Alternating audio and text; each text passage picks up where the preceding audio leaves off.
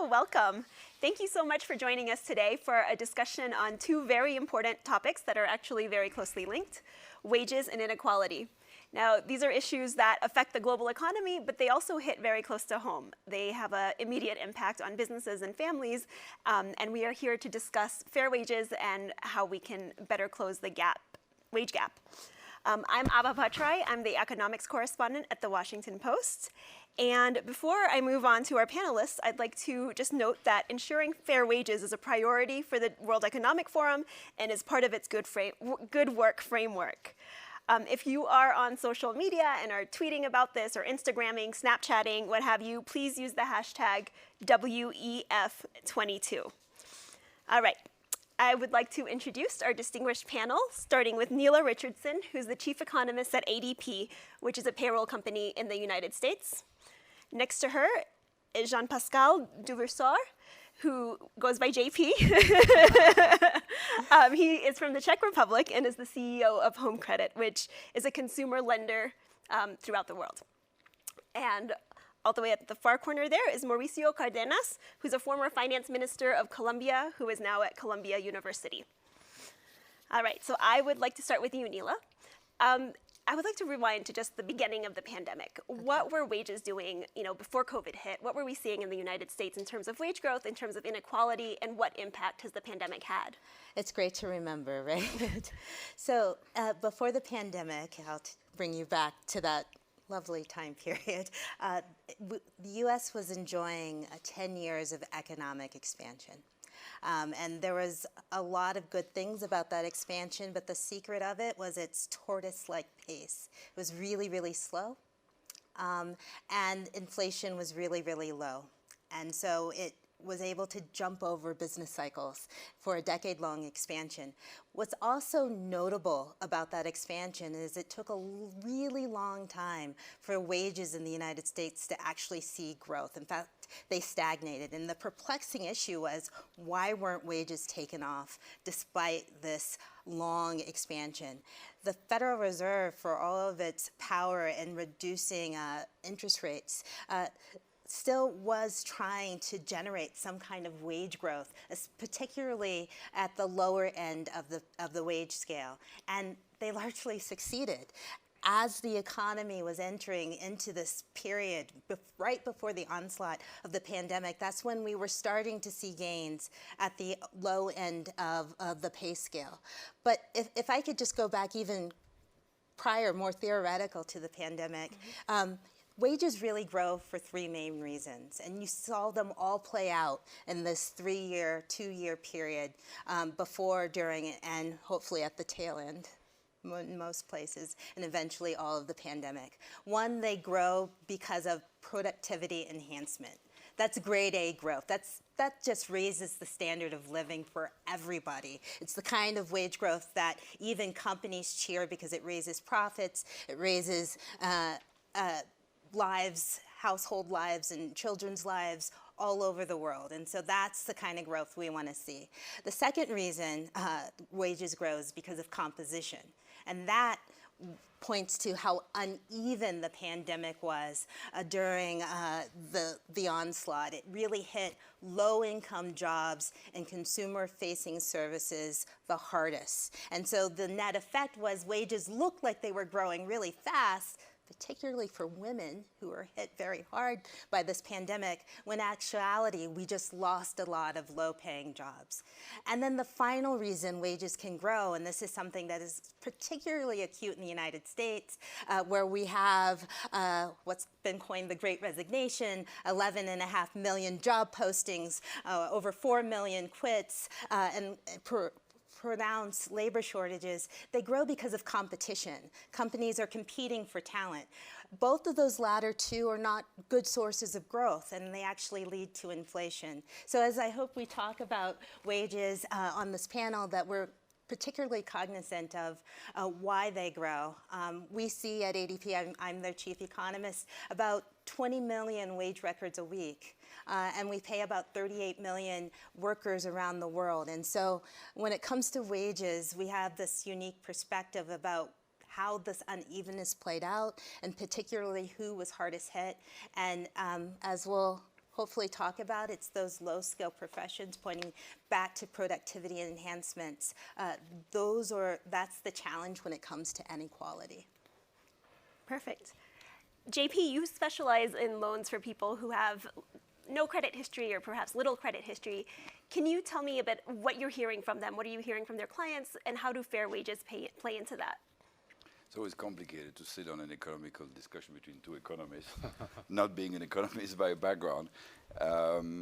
So what do we see? So home credit is active in Central Europe, in CIS, which right now is not a very popular place to be investing in, and in Southeast Asia. What we've seen, if you look at Central Europe, for example, over the last 20 years, the wage growth you've seen is tremendous. It's absolutely tremendous. And as Nella was saying, it's on the back of a fantastic economic transformation, leveraging qualified labor force and driving economic growth. All of that in the framework of a very strong legal and social framework, which was given to that region by the EU. It's an unnoticed achievement, but a very strong point. So going back to the point, we see there, and we see also in the risk cost on the consumer lending, extremely low risk cost and very strong demand for lending, because that's what people do. If they get good income, then they see they can borrow and basically make today their life better based on tomorrow's income. Southeast Asia has suffered massively during the COVID, but is rebounding extremely quickly, I have to say, extremely quickly. One of the reasons I think is that people there are earning and spending directly. So as soon as the economy has restarted, they had to restart. You have no massive resignation in Southeast Asia. People are back to work because they need to feed themselves, go to school. Man, there's no massive resignation effort. And there you see right now a very strong increase in demand for lending. As an employer, I also have to tell you, you see massive battle for talent. And I'm going back to one of the points, which is wage inequality. The best way to solve it, from my experience as an employer, is to have good productivity, to have labor laws that are ensuring that you have no social dumping, and strong economy. And then basically wages go up very quickly. Perfect. Mauricio, we've heard a lot about the growing wage gap. How do we fix it? Well, that's a big question. Let me start by saying that this idea of a very tight labor market, that salaries are going up, there are not enough jobs, people get kind of like extra benefits like a college education to get a basic, to just basically by signing for a basic job. It's not a global issue. I come from a region of the world, Latin America, where we have unemployment rates in the double digits and where the pandemic was devastating for the labor market. And the problems that we're dealing with today is essentially low wages, high unemployment, and add to that today the food crisis, because food prices are going up as a result of the invasion of Ukraine. So all this makes this a really important topic. When things grow, when problems grow so much, it's also the opportunity to fix them. They become more visible, they are more apparent, and we understand them better. So underlying this situation, and if we rewind prior to the pandemic, what we had in many parts of the world, including Latin America, was very high levels of informality. And the main difference in a job that is in the formal sector versus one in the informal sector, everything else equal, same person, same gender, same job, is that the informal job is paid much less well. And what happened with the pandemic? It amplified that. It exacerbated that problem. Because the informal jobs are the jobs where more contact, personal contact exists. People that, work directly in contact with others. And those jobs cannot really be digitalized, or, you cannot do that through Zoom. So the wage gap increased. The informal jobs were lost, salaries in the informal sector were compressed, And therefore, we have a situation where we really need to make sure that we push employment and salaries up. One, you ask, how? How are we going to do this? Well, it's really about allowing businesses to generate more jobs, to generate employment. So rather than taxing the payroll, which is something that many countries do, especially in Latin America, we need to tax other sources of income. We need to tax capital. We need to tax not the activity of generating jobs. That's one element. That's something we need to stop doing. And the other aspect that I think is fundamental in this equation is have gender-based policies, because it was women that were most impacted by this. So we should not be afraid, and I say this as a former finance minister, of creating stronger incentives, more benefits for the generation of formal jobs for women. This has to do with tax issues, this has to do with stimulus packages, this has to do also with skilling. You know, we need to provide more skills, and we should always emphasize the gender dimension, because there is a double wage gap, the formal versus informal, men versus women. And if you're a woman, if you're a woman and you work in the informal sector, that's the worst condition, and we need to fix that. Perfect. Along those lines, Nila, you talked a bit about the uneven hit at the beginning of the pandemic. Can you break that down a little bit for us? Who was most affected in terms of, lost wages, by income, by gender, by race, and what has the recovery been like since then for those groups? A lot of my remarks on that will overlap nicely. We're both economists, so that's not a big surprise. Different lenses, though. Just to pick up on that male-female wage gap, for example, we found that in our data, women were 46% of the U.S. workforce, but took 53% of the losses. And those losses were really acute at times when the pandemic waves were shutting down social infrastructure like schools. So we saw that in September of 2020, women left the labor market at 4 times the rate of men. What that meant for wages is the gap actually narrowed. It went from 80% gap, women making 80% of what men made, to 83% of a gap now. Well, that sounds like good news. It is not, I assure you. The reason why that gap narrowed is because so many low-income women in consumer-facing industries lost their jobs. Let's talk about these consumer-facing industries, because they're part of the social infrastructure. They are childcare, education, healthcare. You need these social infrastructures in place to get full participation of the labor market. And so when women are hit hard, it's not only bad for the family and for the woman, it's bad for the society, because those services that are so critical, especially in advanced countries with aging populations or in countries that need specific informal healthcare and childcare services, so that covers pretty much the globe, am I right? Women are needed to show up at work to help support families and growth. And then if I could say a little bit about where the pockets of wage growth are happening, because that's been a big story. This idea that there's this wage price spiral about to be unleashed that will push inflation even further. Actually, where we're seeing the wage increases is in the bottom quartile of the wage distribution. That is the only quartile that is currently seeing year-over-year growth of about 8% that's keeping up with inflation. But we can't just look at growth rates. Levels are important, because in that lowest quartile, that's under $2 an hour.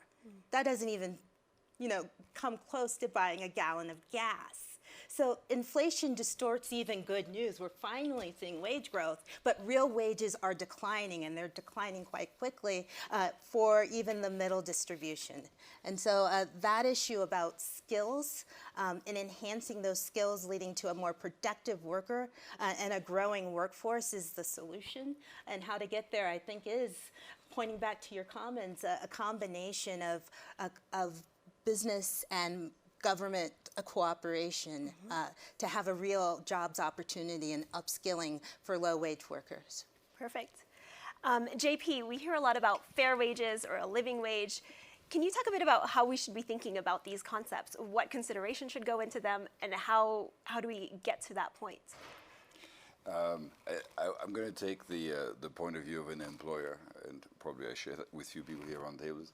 For me, fair, and by the way, to echo some of the things you said about women. For me, fair wages are wages that are not dependent on gender or race. That's one first point, which is omitted. So we now, for example, in our group are measuring position by position the composition of women versus men, and reducing the gap progressively, which is quite complicated, by the way, to do because for different reasons. But the second thing also, we're looking at the representation of, exactly as you said, of women by different level of the strata of the organization, because that's where the biggest gap exists. It's just through the composition of where they go into the pyramid. And there, as an employer, if you then have, you're going back to your question, the notion of you want to have fair jobs is you need to have HR policies, which basically are allowing to take into consideration maternity leave. I mean, very simple. Single mother with kids. Somebody needs to care of the kids that are after 4 because they are. So you have to take care of these issues in the way you organize the work, in the way you manage career, in the way you basically ensure a return position, in the way you manage the upskilling. And it's rather complicated, I have to say. But if you really collectively, as a management team, put yourself behind this, there's a lot of things that you can do. If the state on top of that helps by having the right policies, having the right infrastructure, having the right type of vacations and financial support, then it's also easier to do. And for me, that's a good point. You raise another question, what's a fair job? What's a fair salary? I think as a business here, we have the moral obligation to say that a fair salary is not the lowest salary you can get using competition. Now, there's a limit to that, because if you do that and you're out of job, out of the market, you haven't achieved anything. But there's something where you need to be thinking about your representation. I mean, isn't it amazing that after all of these years of globalization, technological value creation, everything, you still have this discussion? And why is that? Well, it's very simple. It's because the bargaining power was not on the side of the low-skilled employees. As simple as that. You just had competition through technology, through on-price cost of environmental pollution, through reduction of supply chain improvement. You can basically put into competition a Czech manufacturer, employer, or blue collar against a Chinese, against somebody in Namibia. And then it becomes quite complicated. And unless you have super productive infrastructure, very high quality rule of law, you don't have the right required investment in the country to basically create the jobs that can compete. And that's probably one of the issues you have in Latin America, where you're lacking the raw productivity to basically compete against the better jobs, paid jobs, sorry. Perfect. Mauricio, you were a government official for a long time, and I'm wondering if you can tell us a bit about what types of policies have been most effective, what countries and companies are doing a good job at this. Well, both Neil and JP touched on a very important point, which is productivity. Salaries cannot really go in a different direction than productivity. Really, in the long run, to increase salaries, you need to have productivity improvements. So that the big question is, how do you enhance the productivity of a country? What are the key elements there that will allow or enable firms, corporations, small firms to increase productivity? And I guess the list is long, but top in my list are issues related to competition. Make sure that there is enough competition, make sure that there is adequate provision of public goods, say IT, roads, electricity, that corporations, from the very large to the very small firms, can actually benefit from. So productivity is a key element here. Let me bring into the conversation another element, which I think many times in this type of discussion is the elephant in the room, which is the minimum wage.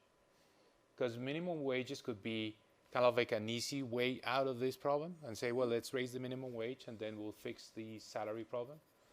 And I think we have to be very mindful in making those recommendations because that depends a lot on the institutional setting, on the economic context. So for example, if you're in the United States, certainly raising the minimum wage, it's something that will be positive from a distributional point of view. It will allow segments of the population less skilled to basically earn a higher income. But in countries where already 50%, as in my country, Colombia, of the workers earn a salary that is below the minimum wage, that means the minimum wage is not a minimum wage. It's something that is mandated in the law. There's a decree that says this is the minimum wage. But employers at the end, in the informal sector, end up paying less than the minimum wage. If you raise the minimum wage and you think you're going to do good because you're going to basically improve incomes, you may end up producing just the opposite result. You may end up sending more people to the informal sector. So it's not simple. It's not easy solutions. It's not about just saying, we have this aspiration, we're going to do this. And to me, this points in the direction of something which is even more important, which is this is not just about regulation. This is not about norms. This is not about laws. It's a lot about the way the economy functions, the culture, the organization of companies, the respect for the rule of law. So we need to work in a very comprehensive way. This is not just about fine-tuning here and there. It's about really the whole system. So my sense here is that we need to raise salaries, but to do that, we need to have better institutions, better enforcement, and also on the side of employers, more incentives for the employer to hire formal workers, pay above minimum wages. And I think that's doable. When I was finance minister, I thought about this and I said, well, let's cut some taxes that are paid based on the payroll, contributions that employers had to make based on the payroll, and let's convert that into profits taxes or VAT, but let's not do it thinking in terms of the payroll. And it helped. It did help a lot. That there was a significant reduction of informality. So you have to create the incentives for business to operate and generate the jobs and pay them well.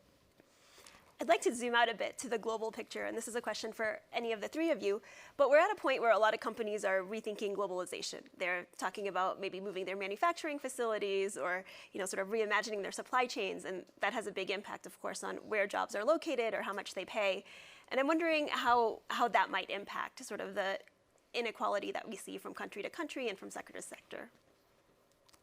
I can try that one. And then if I may, I'd like to talk about the cost of living adjustment as well. There are two trends that keep labor markets from being completely local. One is demographics, meaning that in rich countries you have this issue that a lot of workers will soon be retiring if they haven't already due to the pandemic. So the aging of the workforce, especially in key sectors like bus drivers that carry kids to and from school, or accountants, is a real problem that could be solved by immigration, but it could be solved by a new economy that isn't as dependent on location. And so the second trend that you really see emerging, especially after the pandemic, is this idea of digitization, e-commerce. Now, most of the jobs that we're talking about can't be done remotely. But what is also the case is that businesses, if they haven't already, are going to accelerate, are investing in labor-saving technologies. And that is the future. And so what's on the horizon is whether more of these labor-saving technologies replace jobs instead of enhance jobs. And the only way to prevent that from happening globally is to make sure that low-skilled workers have productive enhancements. So those technologies actually help them do their jobs better, which leads to a better profitability for their companies and leads to more growth in wages for good reasons that we've described here. And so just to put some numbers around it, over the past 30 years in the United States leading up to the pandemic, the bottom 10% of workers in terms of wages, their wages grew about 1.6%. The middle, about 6%. The top 90%, anyone want to guess? 300%. Hundreds. Okay, 37%. Huge. But it was big in comparison. It's big by itself, and that's because you see that skill premium at the high end. The skill premium was the source of the inequality, and so that goes back to the original point that skills premium needs to not be a premium any longer. And then the final question I wanted to address is you can't look at wages in isolation. There's also this cost of living component. And we tend to think of these as two separate worlds when they're actually related. The fact that there is shortages in supply, shortages in affordable housing, shortages in access to education and childcare and internet means that the cost of living is rising, and we're not doing anything to control those costs. So part of having a living wage is making sure that we have a livable community and neighborhood by investing in schools, childcare, broadband, and infrastructure. That makes it easier to work. And not so challenging to make up that lost income. Now, from a business perspective, what you ask as a question is, I can see that it's going to have the following implication. One is you probably will have less foreign direct investment in the countries where a lot of the supply chain was invested in, and that's not going to be good news for these countries. I can see probably some good news for the lower income part of the countries where you have reshoring.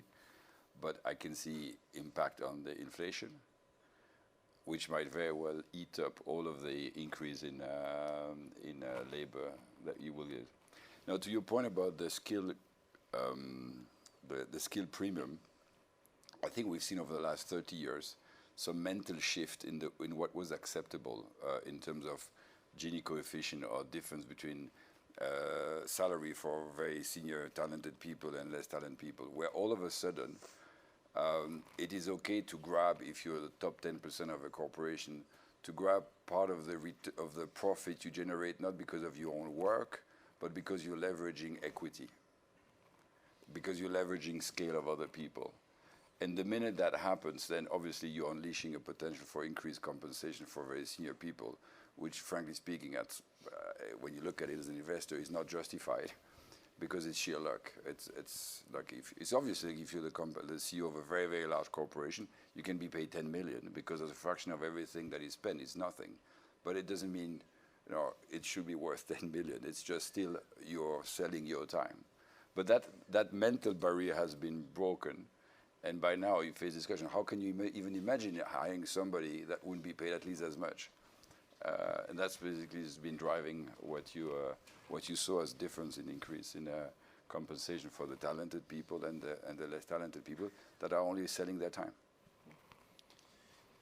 So if I may have a take on your question, which is at the end of the day, this tension between the global and the local, and with the problems that we're seeing today, very complex situation of the world today, are we moving into the local? And therefore, would that mean more opportunities for jobs and salaries? And if you think about the crisis of today, what we're having is a whole new generation of crises. The COVID crisis, the food crisis today, the climate crisis. And they get compounded, by the way. They're all interrelated. And they can become catastrophic. And one of the responses to this new generation of crisis is, we're going to rely more on our own capabilities. That's the reshoring aspect, or nearshoring, our neighbors. Or now the word, and I'm sure you covered that speech in the Washington Post by Janet Yellen, the Secretary of the Treasury of the United States. She was talking about friendshoring.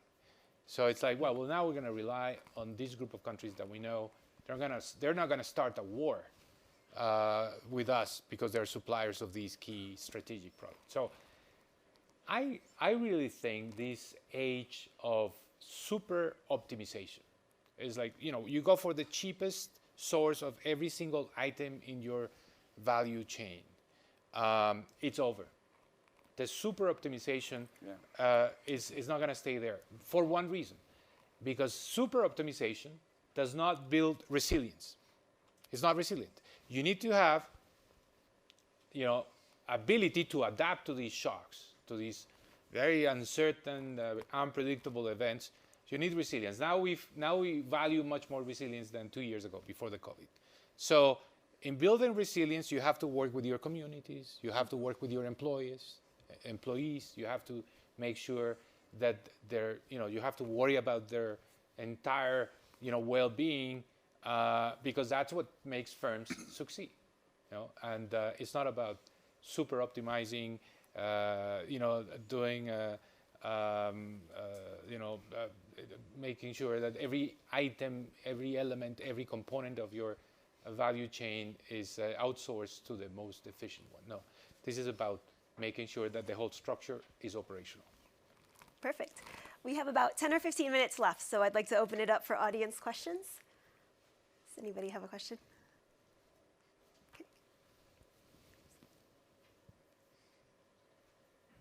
Hi, thank you. I deeply appreciate this conversation. I just wonder whether you think there is enough attention to the topic as an issue that, particularly with the talent, with the talent scarcity is paid attention, like is discussed. I very particularly, I care about Latinas in America, U.S. Latinas, 9% of the population, there are 31 million people, and the least paid in the entire country. Not even Latinas know that there's such a deep gap. And the disparity of the wages is not so much in the lower income as much as in the higher income. So I don't think necessarily there's a magic bullet, but if there's any, like in a way outside of, like in America being what it is, if there's anything that in particular you can address about like corporate recommendations that could be addressed based on business case in favorable, like based on what companies would like to see for retention of talent, that right nowadays is an issue. If I could say a word about that, because it touches a very important issue and close to me. Everyone is talking about these days about ESG, right? ESG as a metric, ESG as a new standard. ESG is the word of the day or the acronym of the day. And, everyone knows it's environment. It's G for governance, but the social dimension is there.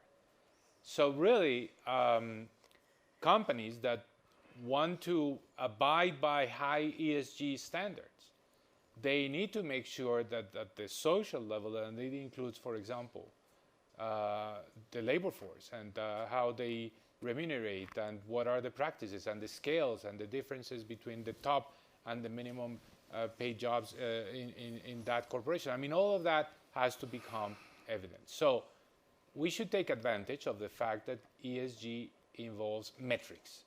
So you have to measure and you have to show.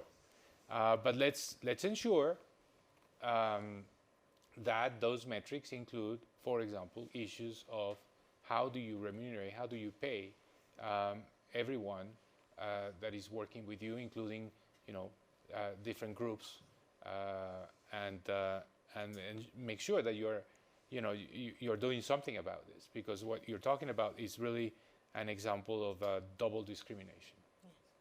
If I could pick up on Mauricio's point, I think that benchmarking is so critical to progress. But benchmarking without accountability is just an exercise in futility. You need some kind of accountability, and hopefully the investment community is one. But another one is young workers. If you look at the data, you see exactly your point about where the gaps are the widest. Women represent about a quarter of senior management, even though they're roughly 50% of the workforce in the United States. The gaps get wider as women age, as they become more tenured and experienced relative to where they begin their careers. That doesn't help them in this pay gap. It actually makes it worse.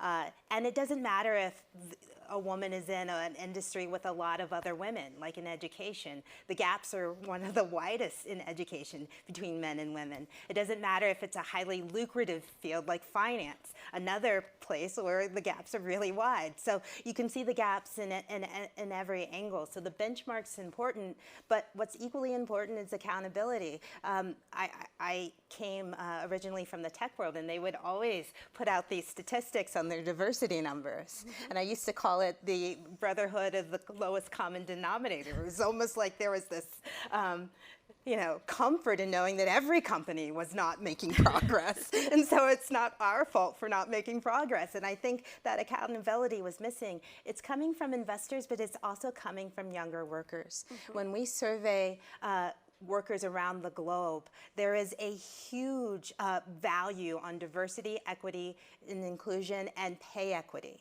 And so the future of the workforce really values this, and young people are voting with their feet when they have that opportunity. They are only supporting companies and working at companies that reflect their values. And so I think that's another source of accountability which can help narrow the gaps in the future.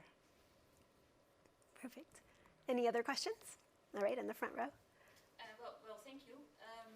Yes, thank you. Thank you. Maybe more three reflections that I'm struggling with from a European perspective. And so it's more a question, what would you do about it? Or do you see that happening as well?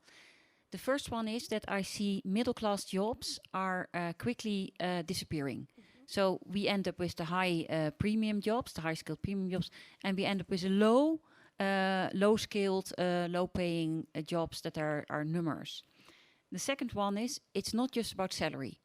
At least not in the Netherlands and France, where I worked as well. It's also about scheduling. It's about culture on the work floor. It's about being able to combine different jobs. So basically, the whole package. And the third one is the gap that you're talking about is not just along salary, it's also along contract form. Because a contract form really makes it for people that they are actually insured against illness, that they build up their pensions. And that's where I see the biggest gap at the moment. Yes, in salaries as well, but in contract form. So basically what we end up is with a huge number of low-skilled, low-paid flex workers, and then some very high-paid people with a fixed contract that are able to pay out bonuses. And what you see as an effect for the middle class is that not even though they see their own jobs disappearing, they have to fear that they will fall down to that level of low-paid, low-skilled jobs, instead of being able to upskill to those higher-paid jobs. Reflections. And thus a struggle how to solve it.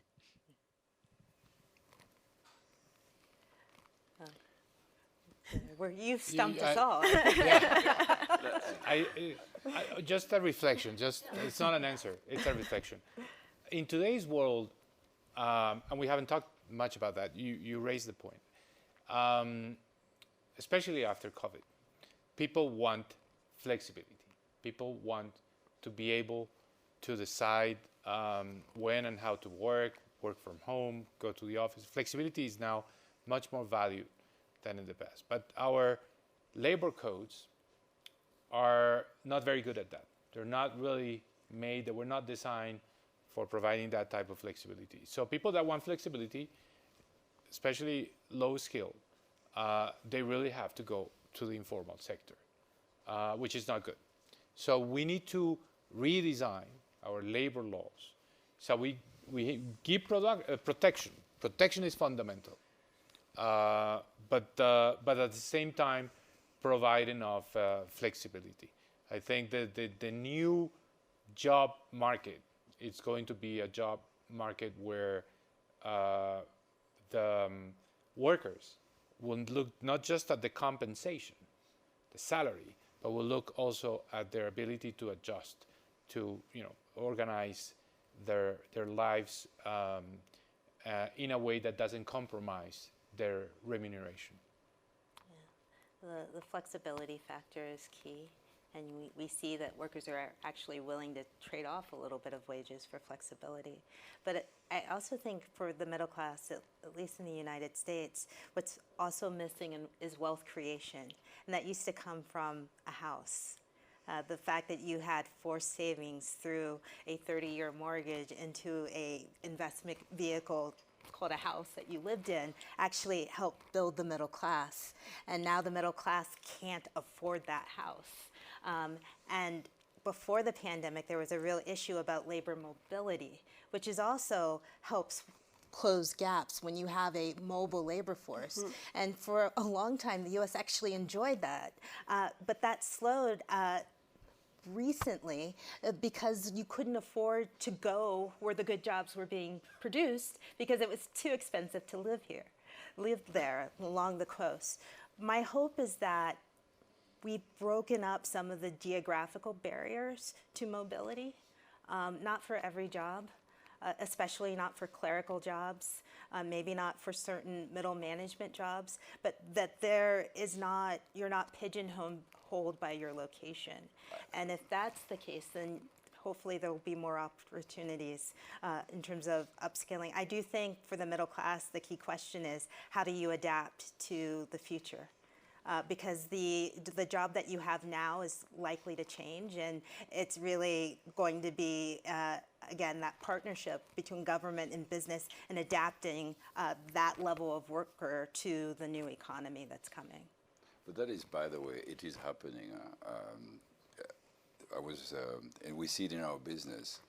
The salary for IT workers, IT developers, tech people in small cities has matched the level of salary in the big cities, just like this. Because anyway, they work remotely. They work via Zoom, they work via Team. So for this type of people, that is happening extremely quickly. And for the time being, it's playing to the benefit of the people in the kind of lower paid region. It might at some point in time play differently because with technology you can close shore if you really wanted to. It's unfortunately not going to help for the customer-facing lower paid jobs in the restaurant and all of this. I, by the way, totally echo with you. I think the problem with the middle class hasn't been that the job disappear, is that what you could afford with these middle class salaries before is not there anymore because government have been underinvested, infrastructure has been underinvested because public schools are becoming lousy, therefore you go to private schools. Well, before, at least in Europe, you would basically get a standard service for that, and therefore a middle class person could save and buy your house. So I don't know if it's a job disappearing or just in French with paupérisation, an impoverishment. So yeah, that's the word I was looking for. Impoverishment of the middle class. Perfect. Well, thank you guys all for joining us, and thank you to the panelists for a great discussion. Thank you very much. Thank you.